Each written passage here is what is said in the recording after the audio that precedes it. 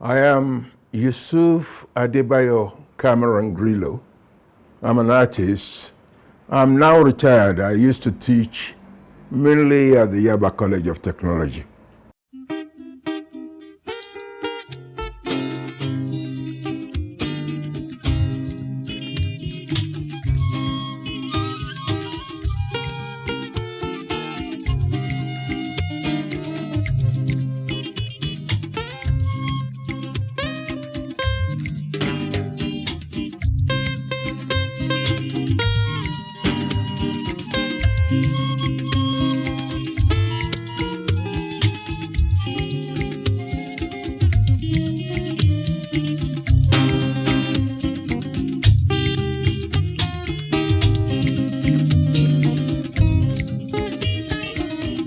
Ìròyìn rere ló jẹ́ fún gbogbo wa àwọn ọmọ Áfíríkà àdìde.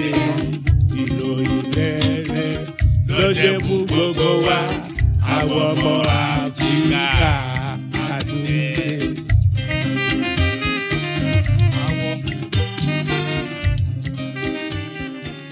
Choosing art or any of the creative arts as a profession was unthinkable then. Art teaching started with Paul Mount at the Yaba Technical Institute in the 50s, late 50s, which later became Yaba College of Technology. I was fortunate to meet Paul Mount through Yaba Technical Institute. I showed him what was going on because he came to Nigeria to start something in professional arts teaching in the country which had nothing. So Paul Mount was the first one to start inviting Nigerians who were interested in creative visual arts to come with no structure, no entry requirements, excepting that you are interested.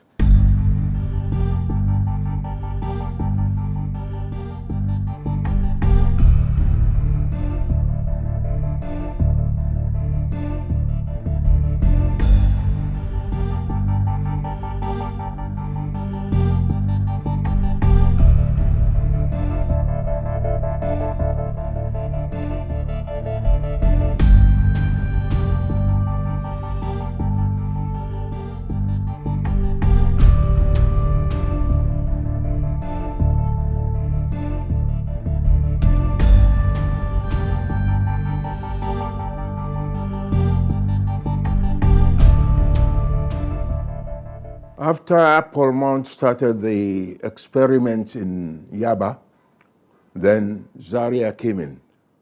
I was first at the drawing office of the Federal Service in Lagos, but because of my interest in art and my association with Paul Mount at Yaba, I got interested in going to Zaria, which was based now on a structured system, something leading to professional qualification.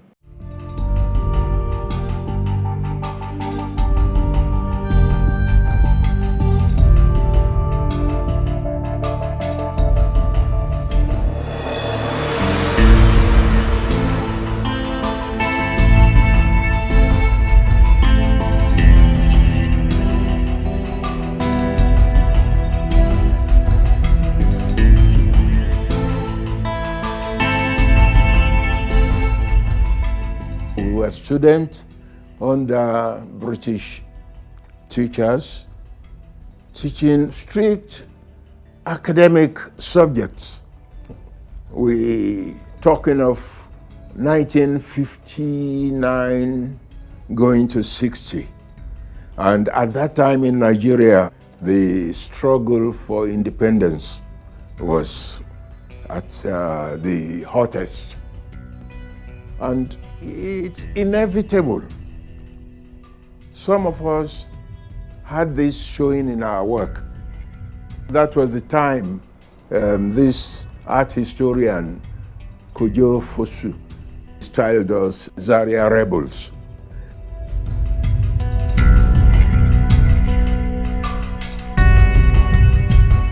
But personally, I didn't see us rebelling against anything. We were only trying to find ourselves beyond what we were being taught in class.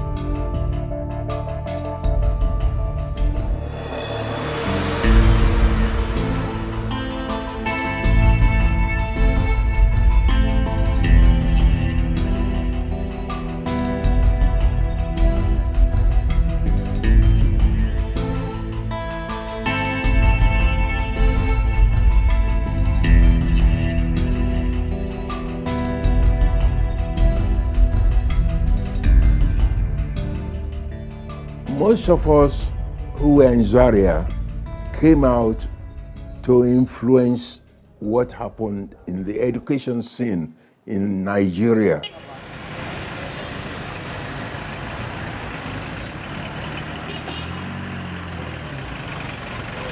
When I came back in 1961 and I was posted to King's College, Paul Mount was almost at the end of his tour. So there was for him, or for the Ministry of Education, the question of how to replace Paul Mount. I think the alternative then would be straight to bring another Briton. But Paul Mount was the one who wanted me to come and take over from him. So I found myself in the first 2 years of my graduation becoming the head of Technical Institute Yaba Art.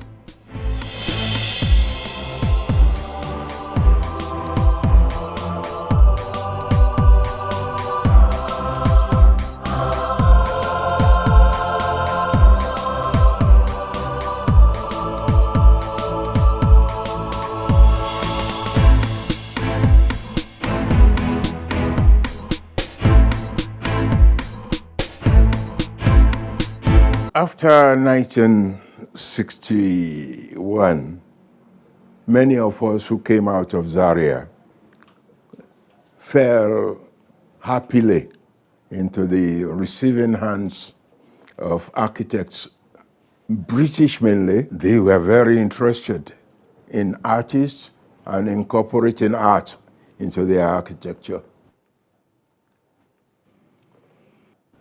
So even though at that time there wasn't any law or an understanding or a protocol, there was the urge and the push to get at least so much percentage.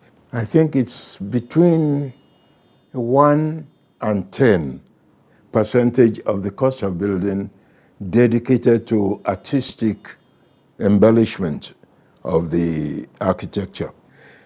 But as Nigeria became more and more independent, Nigerian architects took over from some of the British architects, and patron in that line dwindled.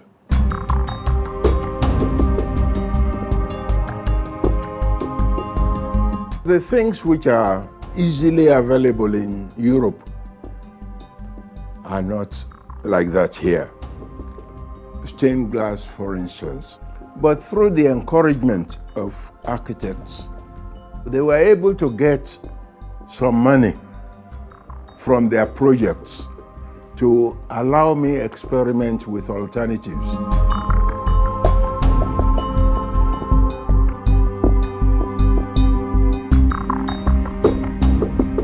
Chapel of the Healing Cross was managed by a late Professor Lighter. He was very passionate about quotations from the Bible. And it was through that St. Dominic's came.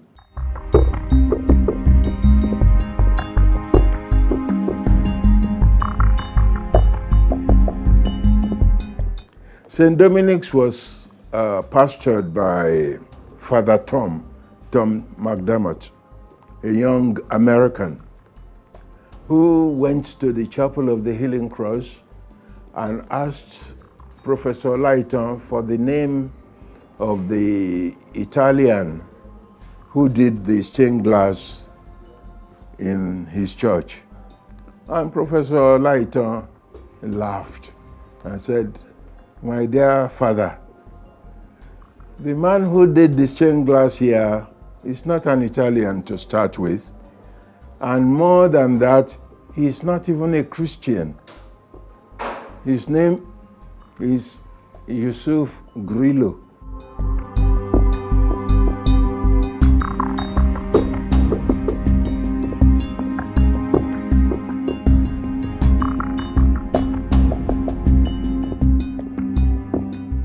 If he had asked me, I would have said, I believe in God, I believe in the Bible, and I believe in the Quran.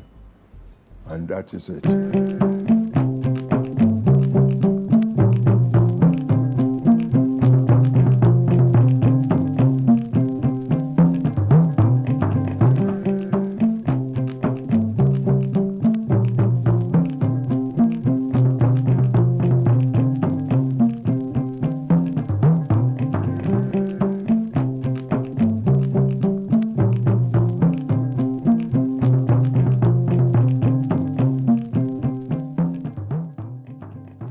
The way I paint is I am telling a story with every canvas. I begin the story, I tell it when I get to a stage. I probably am tired, I leave it off.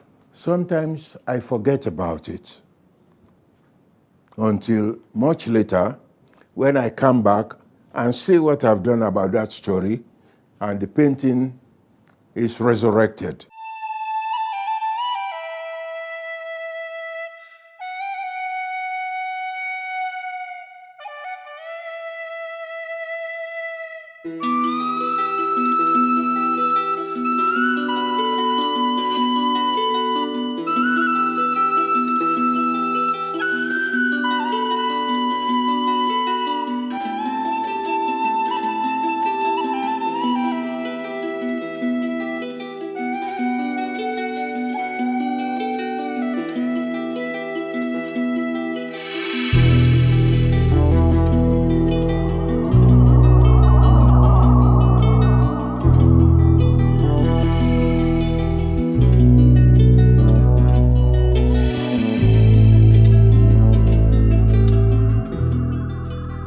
A friend of mine was here yesterday, and he was luckily very inquisitive.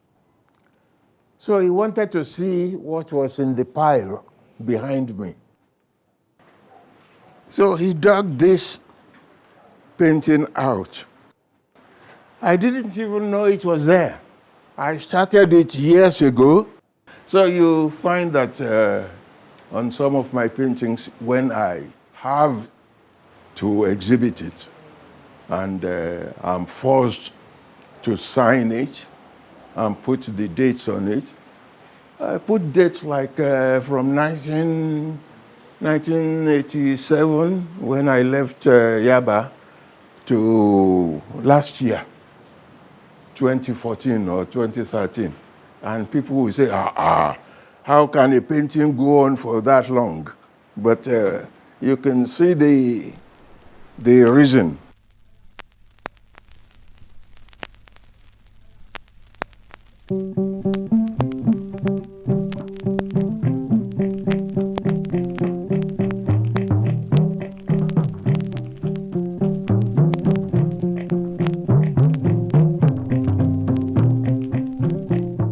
This is Awokpa procession. Awokpa, for those who are Yoruba, is the cult of traditional policemen. The members of the Awokpa usually parade the streets in a procession. All they have on them is just the white loincloth and the okpa. That's the staff. That's the symbol of their power, of enforcing the law. There are reminiscences of my youth. We had the rich Ibadan man living next to us, and these praise singers would come every Thursday. Alao Baba Lamidi, olówó orí ọkọ̀ wúrà ọlá, ẹ̀rá làwọ̀ bó ṣe ń yan báyìí ó fún mi lówó táwọn òyìnbó pè ní tú à ń ṣíṣì. And one would do like that with the head, with the hand on the head, leaning back like that, then running from pillar to post, shouting the name of this man until the man would come out, give them some money, and they would go.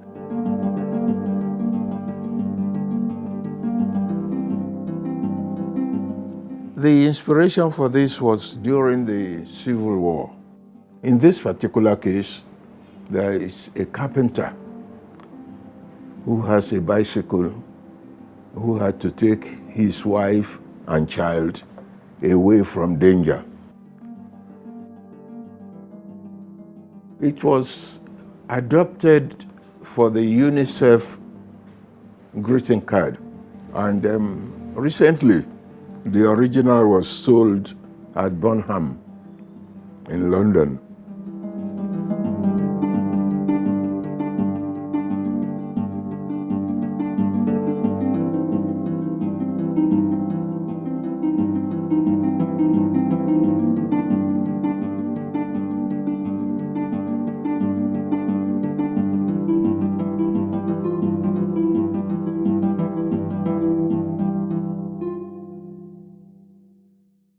When it comes to colors, I've been asked this question many times by different people.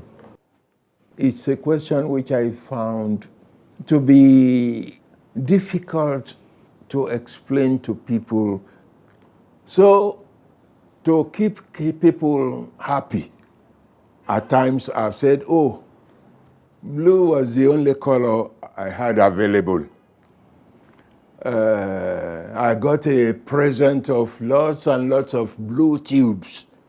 I've designed so many answers, which was just to keep people quiet. But it is so because the simple answer is the fact that the artist expresses who he or she is.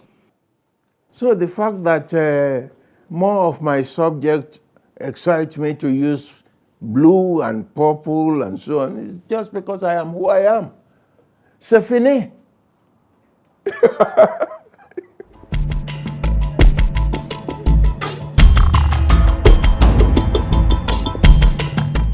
I enjoy the patronage of the expatriate architects and some Nigerian architects, and also some Nigerian individuals later. But now, at an age, I don't really need patrons per se, but I still practice. And I have to acknowledge the encouragement of one particular individual, Kavita Chelarams. For years, I used to go to him saying, Prof, can you give me a work for the auction? Can you give me a work for the auction? He said, I'm not working. I don't have anything here. When I have something, I'll let you know. So then finally I came in and I said, okay, how about a glass?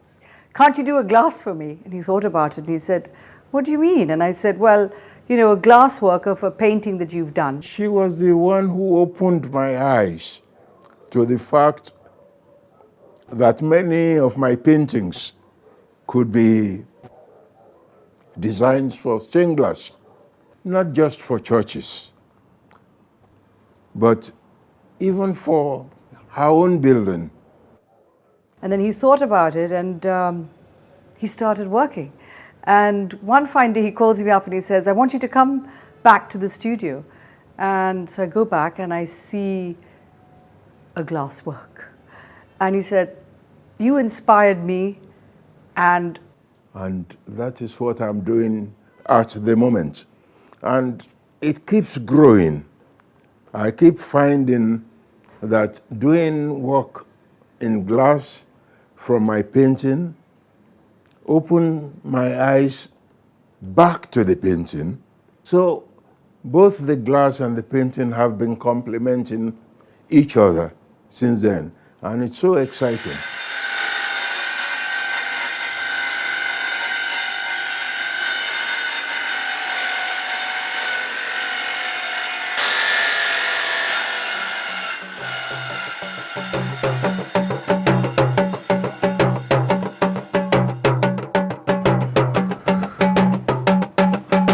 This picture is of the lead drummer.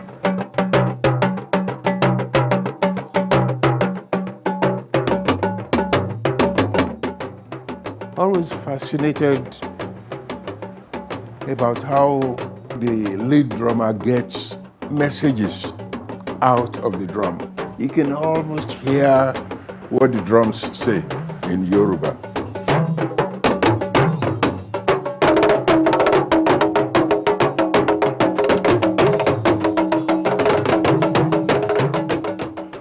Now this is about the king and queen, Kabiyesi and Olori.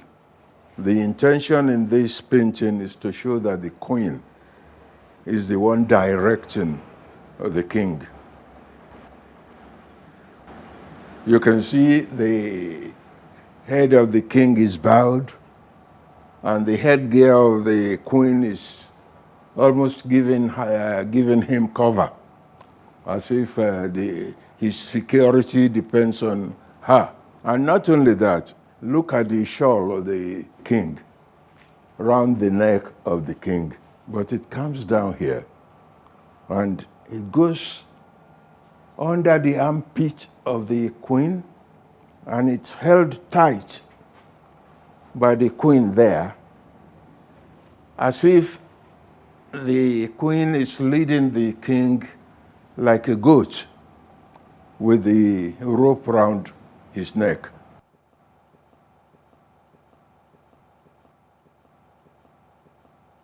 This is about two sisters going to a family festival. But the two sisters are radically different in character. One is very worldly, but the other one is so reserved and so religious. It's the rejection of the world that is the main subject of the painting.